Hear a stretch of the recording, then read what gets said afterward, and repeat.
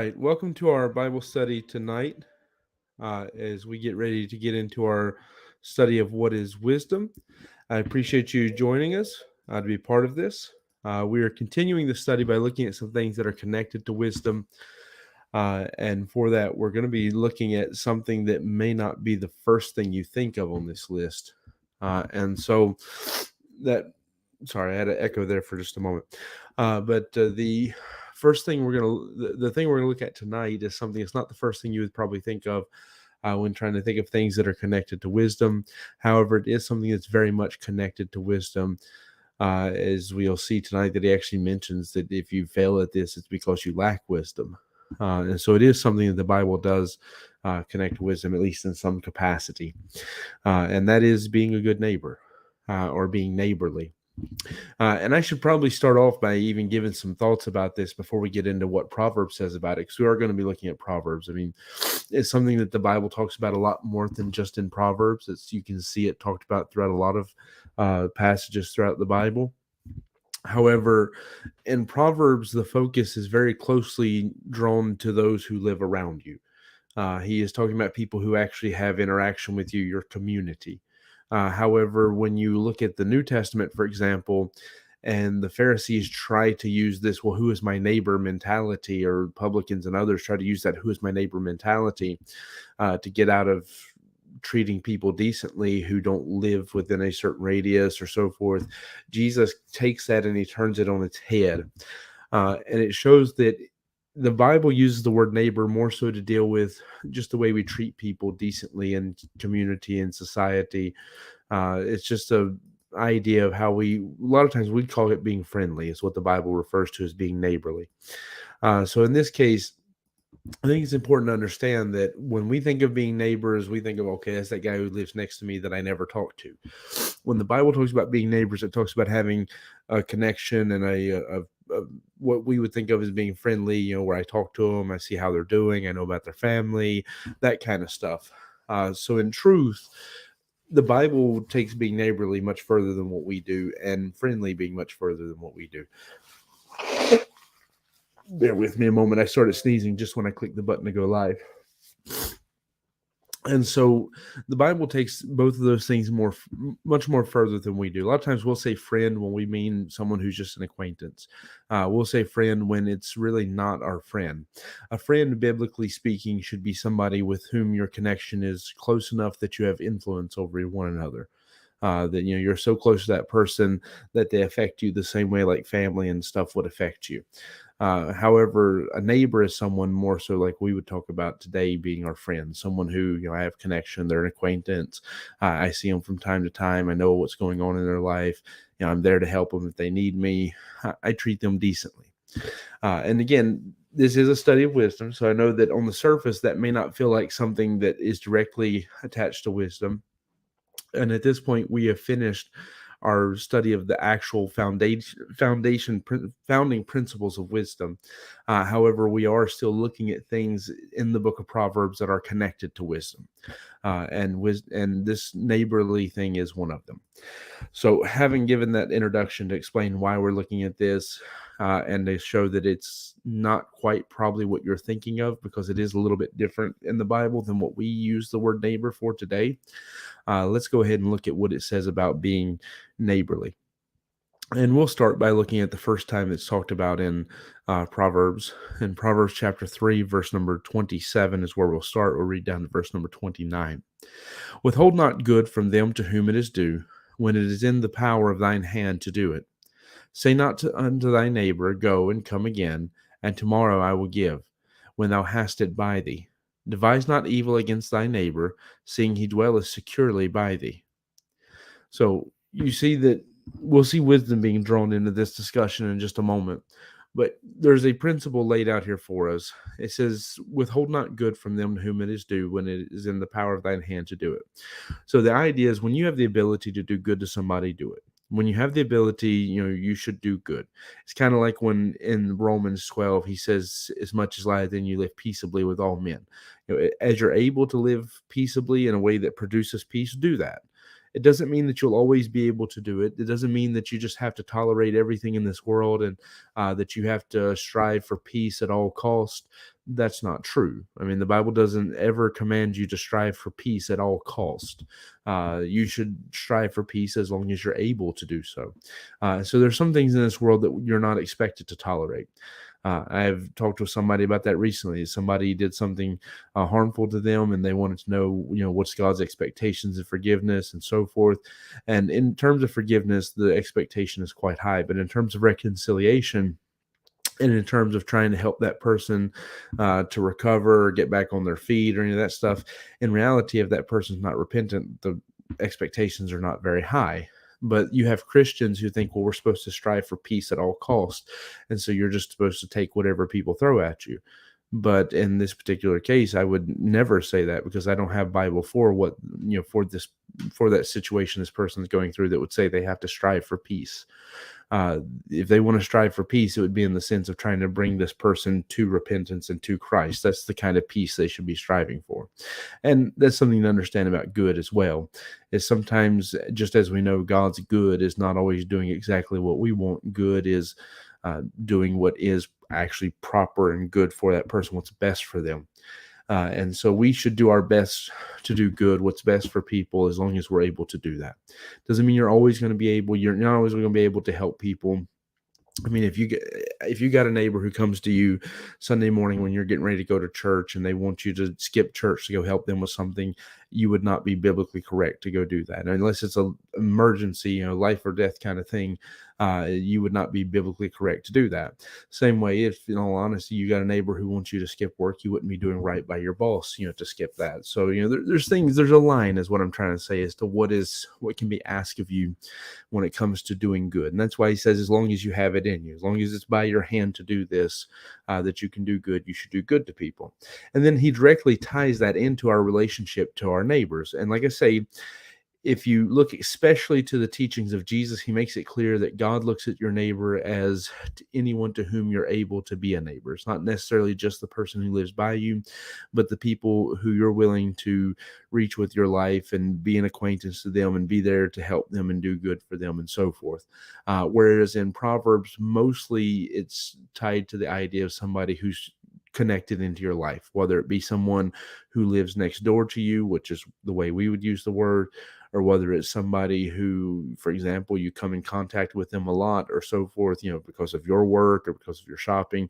All of them could fall under the category of neighbor, because our neighbors biblically are more so the people we come in contact with and we have the ability to do good to, or the ability to help. And so the statement concerning our neighbor is, say not unto thy neighbor, go and come again, and tomorrow I will give when thou hast it by thee. Now that's directly taking from withhold not good from them to whom it is due, when it is in the power of thine hand to do it. Say not unto thy neighbor, go and come again, and tomorrow I will give when thou hast it by thee. So you could separate that thought, because in Proverbs, oftentimes you can do that. You could separate that thought and say, okay, God expects me when my neighbor has something, they want to borrow something from me and I have it, to go ahead and let them borrow it, not say, well, come tomorrow and I'll, later. I don't feel like getting it right now. I don't feel like doing it right now. He's saying, go ahead and help them now if you're able to. But if you take it in the context of what he just said, you could take it that he's saying, when it comes to good, when you have the ability to do good to your neighbor, go ahead and do it now. Don't wait and say, I'll do it tomorrow. So you have that relationship being set up. And then verse number 29 says, devise not evil against thy neighbor, seeing he dwelleth securely by thee. So the other side of that conversation, the other side of the coin there, as he says, to devise not evil against your neighbor. It's not only that he expects you to do good to them as you're able to and as you can, but also he says he expects you to not think of how you could hurt them or do evil to them. So you're not to be looking for ways to harm them or take advantage of them, and you're supposed to do good as you're able. That's what God expects in terms of our relationship to our neighbors. And again, I don't just mean the people who live around your house, but the people with whom you have contact and you have the ability to, form some connection with. The truth is, you can be neighborly to anybody. I can be neighborly to people I see passing on the street, but primarily we're going to be addressing tonight to the people with whom you have regular contact. Now, saying that, we now see that God expects us to do good as we're able to our neighbors and not do them harm. It's very similar, if you think about what God says about a virtuous woman, that she'll do her husband good and not evil all the days of her life. So it's a very similar statement to that. If somebody could let me know in the comments, I notice that every once in a while when I move, the screen freezes for me. If it's doing that for you, please let me know so I can try to correct it before I do a whole live stream and a whole video that gets wasted because there's some kind of problem with glitching or internet or something. All right, then as we continue in Proverbs, let's drop to Proverbs 11 now. Proverbs chapter number 11. It says, "An hypocrite with his mouth destroyeth his neighbor, but through knowledge shall the just be delivered."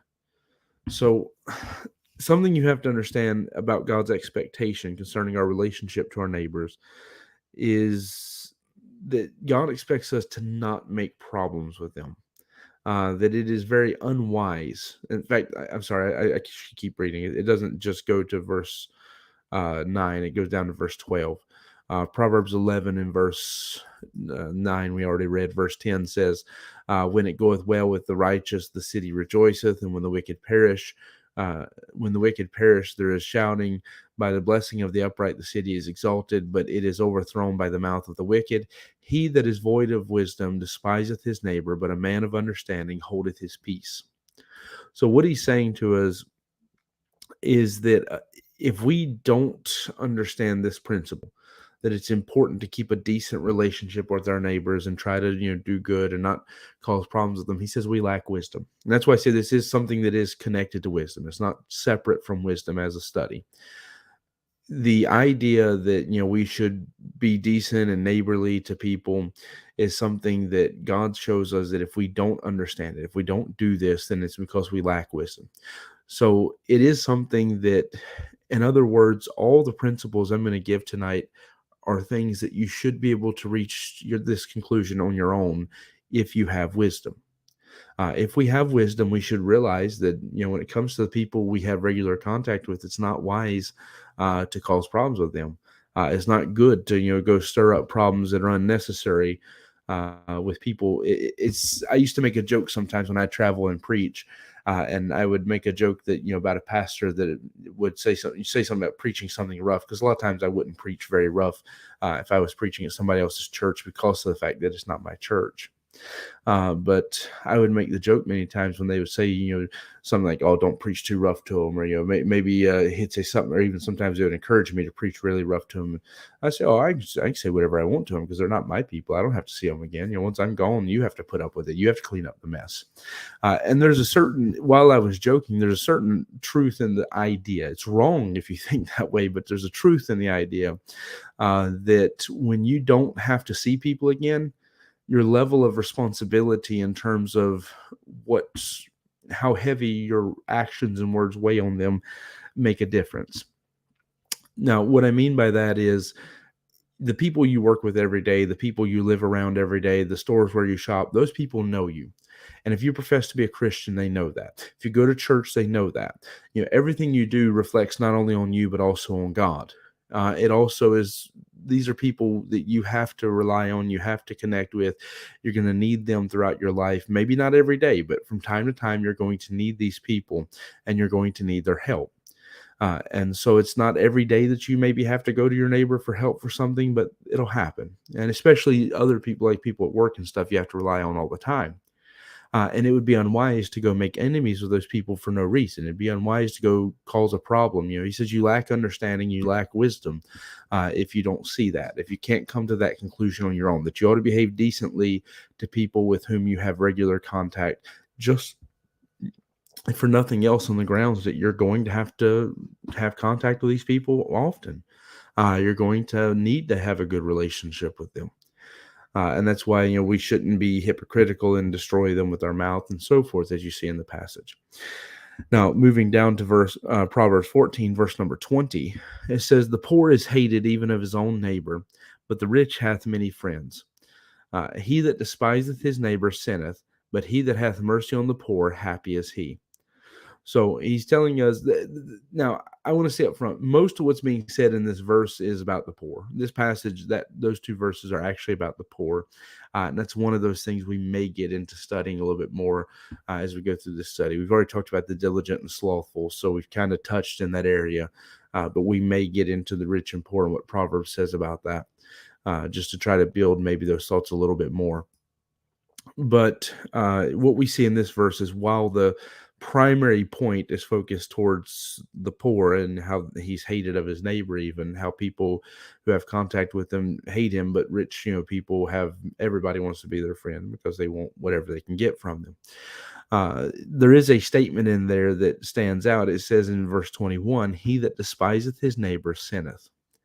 So it's not only unwise to have problems with your neighbor and to not learn how to get along with the people that you have that contact with, but it's also, even God says, a sin when you get to the point where you start to despise them. And that should go without saying. I mean, the truth is, when we despise anybody, it becomes sin. But he's emphasizing this, especially this relationship with people to whom you should be neighborly, that it is sin for you to despise them. And I would give you a few other verses quickly. These are some thoughts I can kind of rush through because they're should be self-evident. But there's some where it's just a simple thing to take out of it. For example, Proverbs 21 and verse number 10 says, "The soul of the wicked desireth evil, his neighbor findeth no favor in his eyes." So God says that when our soul is wicked, and you're the kind of person that you desire evil, you want to see hurt and so forth, your neighbor doesn't find favor in your eyes. So in other words, when we're the kind of people who the people around us, people with whom we have contact, those people to whom we should be doing good as we're able, we should be keeping a good, decent relationship with them. When they can't find favor in our eyes, that we can't appreciate them, we can't get along with them, we can't like them, so forth. God says there's a problem within our own hearts. That the soul of the wicked desires the evil, his neighbor findeth no favor in his eyes, meaning that the soul of the person who does this is a wicked soul. And so I guess the point I'm getting to is that when we can't appreciate or care about or do treat decently the people who are a regular part of our lives, people who either live around us or, again, we're connected through some other source, then the problem isn't necessarily them. Now, it may be, I mean, sure, they may be bad neighbors, but the problem is also within our own heart. He says it's the soul of the wicked that feels that way. And I'll give an illustration of how that looks in just a moment. I also want to give another one in Proverbs 16, verse 29. "A violent man enticeth his neighbor and leadeth him into a way that is not good." So someone who's trying to make problems and fight with their neighbor and intentionally, trying to be a burden or a grief on their neighbor, trying to stir up problems. God says that person is a violent person. It's not necessarily the neighbor that's the problem. And even if the neighbor is doing something wrong, they're still not alone in this. If you're trying to stir up trouble with your neighbor, then you are a violent person. You have a problem in your own heart, is what God's getting to. And here's what I can give as an example of that. As I used to live in the student neighborhood, I lived where people would be, I mean, you have people knocking on my door at 3 o'clock in the morning, drunk out of their minds, don't know. And it's not like a one-time occasion. Multiple times we had people so drunk they couldn't hardly stand knocking on our door because they were walking home from the bar and didn't realize whether they were or something. It's always something silly. And I had neighbors beside of me who would play music so loud that you would see the water bottle on my desk. The water would be jumping up and down like this because of the bass and how heavy it would carry. And it was easy for me to get upset with them. It's very easy for me to get frustrated, especially if you know me. You know me, that music is something that I don't like to listen to. Bass heavy music is, and this is a whole nother subject, but it is something that is spiritually detrimental to us. It actually it stirs up our flesh, but as far as like the spirit and the mind, it actually hinders your ability to stay in good thought. For somebody who most of his day is spent working and studying and using my mind, it's hurtful to me to have that kind of boom, boom in the background all day. And so it'd be easy for me, especially as I'm getting headaches from this, is sometimes it would be so bad that my wife and kids would just have to leave the house and go visit some of her family because they couldn't take the music anymore because it was just so ridiculous. You couldn't even find peace in your own home anywhere. It's easy to get frustrated with people like that. It's easy to want to go argue. And I, at one point, finally had to because it got so bad. But one thing I never did was I never despised them. I never got to a place where I hated them. I was upset with them. I was amazed that somebody could be so selfish as some of the things that they said and did. I would really couldn't understand some of the things, but I never got to the point where I despised them or I hated them. I mean, I was there. Like, I mean, even some of the neighbors who caused me problems when they needed stuff, I was there to help them. I mean, the guy who run the bar, who I constantly had problems with, even today, I still talk to him. I still try to be a decent neighbor to him. I helped him fix his bicycle once. He didn't need my help because he knows how to do it himself. But I helped him fix his bicycle once. I've tried to help him because like his kids would step out in the street and a car would be driving fast or something. He's got his hands full, so it's hard to catch. And so I would try to, I'm saying I was decent toward him. I wasn't necessarily a friend. In fact, for sure, I wasn't a friend. I mean, I doubt he even likes me at all. But my point is, just because I had my disagreements doesn't mean I had to despise them, I had to hate them, or that I had to stop caring about them. The fact is, I prayed for them often. I cared for them. I didn't agree with what they were doing. I didn't agree with what they were bringing into our community, but I still cared about them as people. And that's the thing I'm saying is just if you actually despise your neighbor, regardless of how bad they are, it typically points to something wrong within your own heart. Now, I understand worse somebody is, the harder it is to not despise them. But when we get to the point where we're despising people and all these other things that are mentioned here as to why it becomes sin, is because there's something wrong within our own heart. It's our own heart that's grown wicked when we get to where we start to despise people who are there in our life or parts of it. And it's easier for me maybe to apply that to a neighbor who actually like, so somebody lives next to me that I see them here and there passing on the street than somebody who you spend 8 hours a day with at work. I understand that. And I understand that's where I probably, if I failed that test, I've probably failed it more at work than anywhere, especially when I worked in the furniture factory, because there was a few guys there who it was hard. It was hard to love them. It was hard to always have that right heart and that right spirit towards them.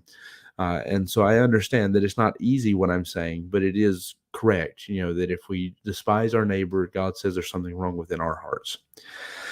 Then Proverbs 27 in verse number 10, Proverbs 27 in verse number 10, thine own friend and thy father's friend forsake not, neither go into thy brother's house in the day of calamity, in the day of thy calamity, for better is a neighbor that is near than a brother far off. And so the idea of this verse, this is one I really wish people would understand, is the idea is that, of course, we want to always rely on the people who we're closest to. And in this case, the comparison is family. It's easy. And I think of myself right now, I can relate to this better than ever in my life, that in reality, most of my life, if I needed something, I called my big brother. My brother was the person who I called for help all the time. Anytime I needed something, I called him. And when he needed something, he would call me. However, there were points in my life where I had to learn how to call on others and ask others for help. And I had to realize that the people who are in my life, like, for example, people who I worked with, sometimes it was better to ask them for help because they're there. They can help me a lot easier and they're more capable of it than someone who, is across town. The reason why I understand that better now is because my brother lives across an ocean from me. And I can't just call him and ask him to come help me when I need to move a piece of furniture or something. And while I'm trying to raise up a son to help me with that stuff, it's not something always him or my wife can do. And I can remember that early in the church, it still is something I've used this example many times, and I could give some other examples likened to it since then. But this is one that I guess will always stand out, is that early in the beginning of our church, there was a moment where I was overwhelmed with work. I was moving stuff from a storage container that had been dropped off, several, I guess maybe 200 meters from our door, more 300 meters. So like for people in America, 2 or 3 football fields away from our house. And I had hundreds of thousands of tracts, and, hundreds of Bibles, that I had to take and carry, one load, so many boxes, I may get on hand truck at a time. I broke 3 different hand trucks making those trips back and forth.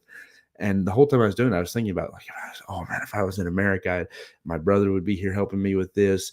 My friends from church and stuff, I would have people helping me. I would have people, who would take their truck and put it in the back of their truck and drive it from here back and forth over and over for me, so we wouldn't have to do all this headache. And I just realized that, okay, I can't rely on them, but in time I can make, as I was doing this, I can learn to rely on people here, people who are part of my life here. And then, of course, the first people showed up were people who were actually family. Like my wife's sister was the first one who showed up. But and even nephews and stuff, they helped. I mean, like really, like family got in and helped. But the thing that stands out to me in the story was that a man who at that point had just started, coming to the church was. Church hadn't even officially opened, if I remember right, at that point.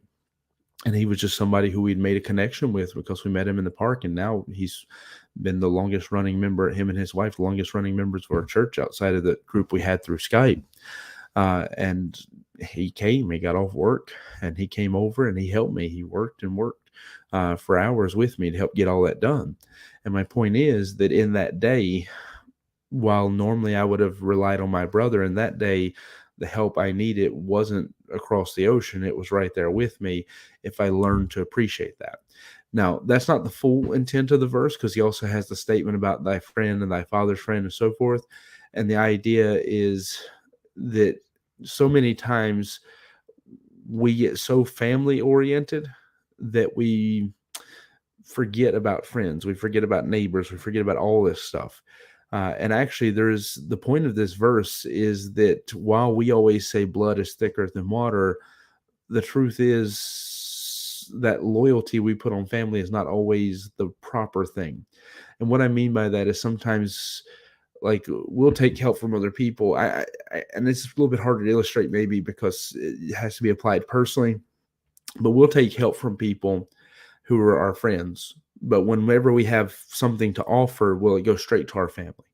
As always, well, I'll go to this family, and it's the family who's not there for us, the family who don't help us. And I myself have a hard time relating that because my family is very quick to help. So I'm not actually talking about my family when I say this, but I see people who I know very well, that their family just takes advantage of them and relies on that blood as being thicker than water.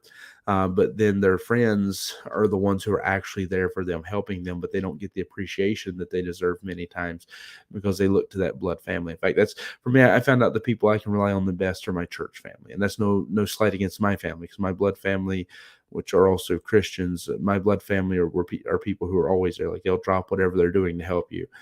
So I'm not saying that as a slight against them. I just found that the people who are there for me most often, like I can count on them to always be there, is not just my blood family, but my church family. And so it's the people; those are the people I have my closest contact with. Those are the people who are usually there when I need them. Now, the idea here is, he says, if your father has a friend, don't just forsake him and think of him as nothing, because he's probably somebody you're going to need at some point. And it's better to be wise and keep that good relationship. In fact, there's a parable that teaches this same idea. There's the parable of the man who is an unjust steward, who finds out he's about to be fired, and he goes and he settles all the debts with all the people that had owed. And what he does, he brings them in. He says, well, how much do you owe? They say this much. He says, well, how much can you afford to pay right now? They say this much. He says, okay, pay what you can, and we'll write off your whole debt. And the reason why he does that is so that he can make friends, because he knows when he's out of that job, he's going to need friends. And Jesus says, if the world is wise enough to realize that you need friends, you need people to be successful, why are we as a church and as Christians not wise enough to understand that? And that parable illustrates this verse better than anything probably I've just said in the past few minutes.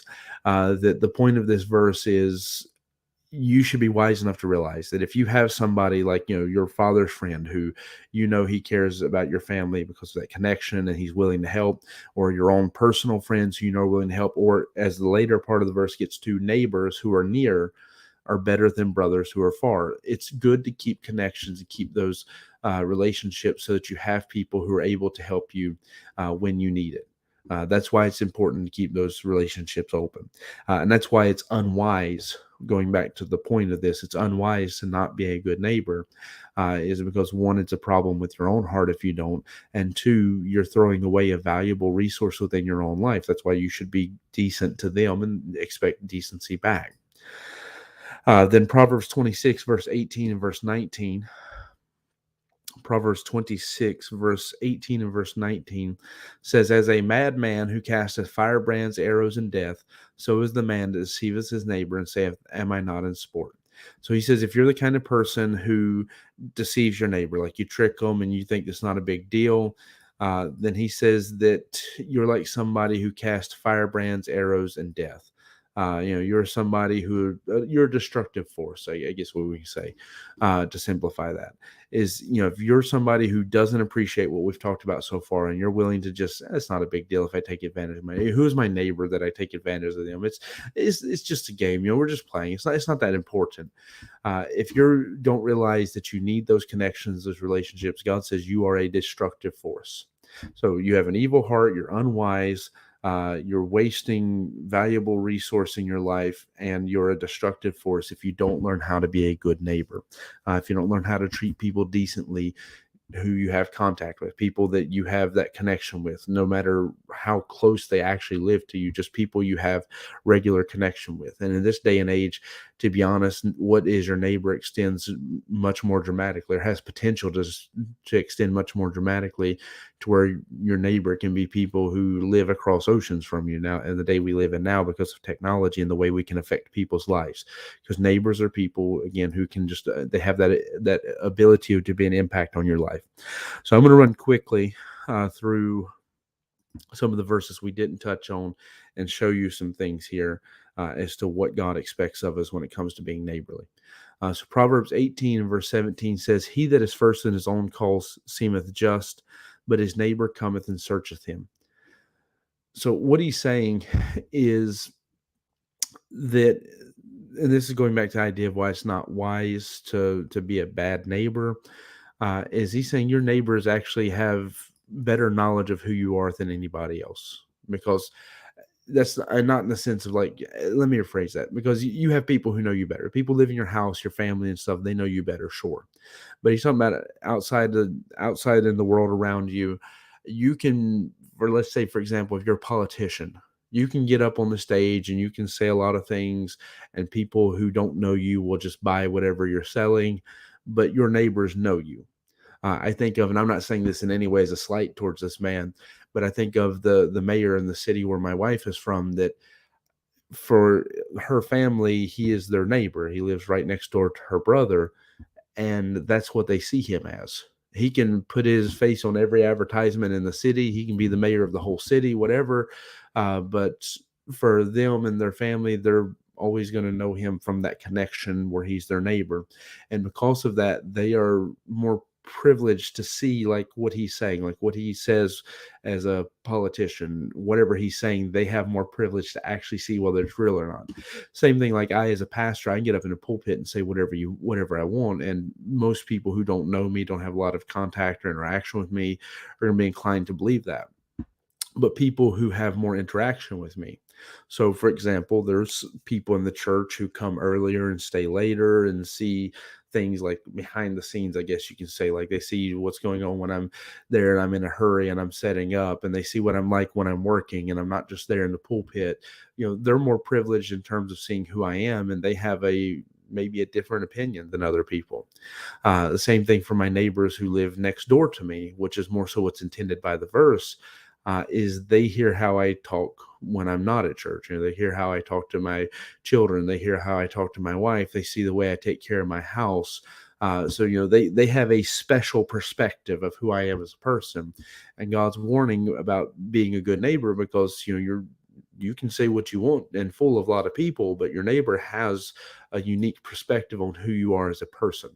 Because they have that connection, whether it be people who are neighborly connected to you because they spend a lot of time with you, or whether it be people because of their proximity to you, like your actual, as we would say, neighbors. Proverbs 24 and verse 28 says, be not a witness against thy neighbor without cause, and deceive not with thy lips." So he's saying, don't just go looking for a reason to make problems for your neighbor. Don't just go saying stuff about them and trying to cause problems if you don't have any reason to. And so the way most of us probably relate to that is not going to be a gossip and a busybody and saying, "Oh, did you hear someone? That one of our neighbors did this or so," when you don't have a reason to be getting involved in any of that. Now, in reality, if you extend it, what he's more so looking at is like this idea of being the one who's going to step up and speak against them and cause problems for them. To not do that if you don't have some reason to. Then Proverbs 25, verse 8 and verse 9 says, "Go not forth hastily to strive, lest thou know not what to do in the end thereof, when thy neighbor hath put thee to shame. Debate thy cause with thy neighbor himself, and discover not a secret to another." So he says, it's two ideas, but they are connected. His first is, "Go not forth hastily to strive, lest thou know not what to do in the end, that when thy neighbor hath put thee to shame." So that goes back to not being a witness without cause. This is, don't be quick to fight with your neighbor, because when he puts you to shame in the end and you don't know what to do, you're going to be ashamed. It's going to be a shame to you. So don't go picking fights with your neighbor for no reason. Don't be saying things against them for no reason, even if the case where it's true. Like I'm even if I know something bad about my neighbor and I know it to be true, I'm still not going to say it without a purpose. I'm not just going to go saying stuff about them without a reason to say it. And that's what he's telling us. And then verse 9 is, debate thy cause with thy neighbor himself, and discover not a secret to another. So when you do have a problem with your neighbor, instead of going around talking to everybody else about it, go talk to them directly, and you talk to them decently. Don't go looking for a fight. That's what verse 8 was about. Don't go looking for a fight and trying to stir something, but just go talk to them directly and talk to them decently. And don't go, discovering the secret or, telling gossip to somebody else. Then Proverbs 25, verse 17, it says, "Withdraw thy foot from thy neighbor's house, lest he be weary with thee, and so hate thee. A man that beareth false witness against his neighbor is a maul, and a sword, and a sharp arrow." So the first part of that is, to be honest, it's stay out of your neighbor's house, keep out of his business, or else he's going to be tired of you. So here's the thing, that it's a little bit of a fine line. Part of the desire when trying to be neighborly is, we want to be there for people. We want to connect with them. We want to talk to them. We want to have that connection, but also he says that there should be a limit. And so let me give some basic principles. Like, if it's 9:30 at night, you probably shouldn't be hanging out at your neighbor's house unless you just have a special connection with them and that they don't mind having company that late. Unless you have that knowledge specifically, it's better, 9-10 o'clock, that you head on home and give them a chance to go get ready that night for bed and get up the next morning and all of those things. Don't overstay your welcome, is what he's saying. Now, to take it a little bit further, though, because that's just a surface level application, is to say that to stay out of his business, because he's going to get tired of you always having, and that I say that because if you look at the context, we've been talking about keeping your nose in your business, not gossiping and stuff. So if we're looking at in the context, there's this idea of keeping your nose out of your neighbor's business. Don't be meddling in his house, because otherwise he's going to get tired of you. So that's something God gives us an example of what he expects when being neighborly. And then verse 18, which is the next verse following, says, "A man that beareth false witness against his neighbor is a maul, like a type of hammer, a sword, and a sharp arrow." So again, instruments of destruction. I mean, they're weapons, because it's a maul in this case, not a hammer like you build a house. It's a hammer like you would attack with. So he's saying someone who's willing to lie on his neighbor is, again, a destructive force, if I'm going to simplify it, like what we simplified the other verse that says something similar. So for us, we have to understand that if I'm willing to lie on my neighbor, then I am a destructive force that's going to cause hurt and pain. So being a good neighbor, if we're looking at these verses, is I'm not going to go saying stuff about my neighbor without a purpose. If I don't have a reason to say something about them, I'm not going to say it. Even if I know it to be true, I'm still just not going to say it. I'm not going to go and try to fight with them. I'm not going to be quick to fight with them. I'm going to be careful about what things I choose to debate about or cause problems, because otherwise I may get put to shame. If I have a problem, I'll go talk to my neighbor directly instead of talking to everybody else about it. I won't overstay my welcome by being in their house and in their business where I'm not invited. And then also, I'm not going to bear false witness against them. Those are the principles we're seeing across Proverbs 25 and even Proverbs 24 as to how we should be good neighbors. And then finally, Proverbs 29 and verse 5, it says, "A man that flattereth his neighbor spreadeth a net for his feet." So he says, if we flatter our neighbors. We just tell them what they want to hear, and we're flattering, because a flattering mouth work is destruction. If we flatter our neighbors, he says that we're setting a net for our own feet. We're just getting ourselves in trouble. And I won't say as much about that, because flattery is one of those things we may actually talk about as we go deeper into this study. So with that said, those are my thoughts for tonight. I tried to rush through them because it's something I thought I could get through quickly. And then also I saw that I didn't have a lot of interaction. I have a number of people watching, but I don't have a lot of interaction in the comments. This particular study is one where I enjoy having people engaged. So anyways, I got through them quickly as I could to get to the idea that, and if somebody is watching who has a question, you want to go ahead and type it, that's fine. You're welcome to do that. But what I'm trying to get through to get to the point of this is to say that what God expects of us is to be wise enough to realize that you should be a decent neighbor to people. You should be neighborly to the people you have contact with, because of the fact that those people know you better. They have a special connection, and that they have either a lot of time with you or a close proximity to you, but they get to see the real you. And because of that, you should be careful how you treat them.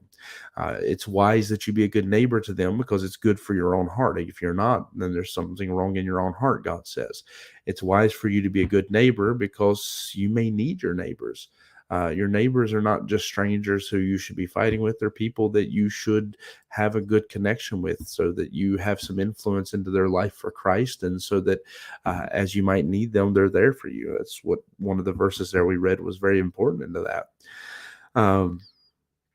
And we should be good neighbors so as to not be a problem. God says that one of the main goal of being a good neighbor in these verses is to do good as we are able.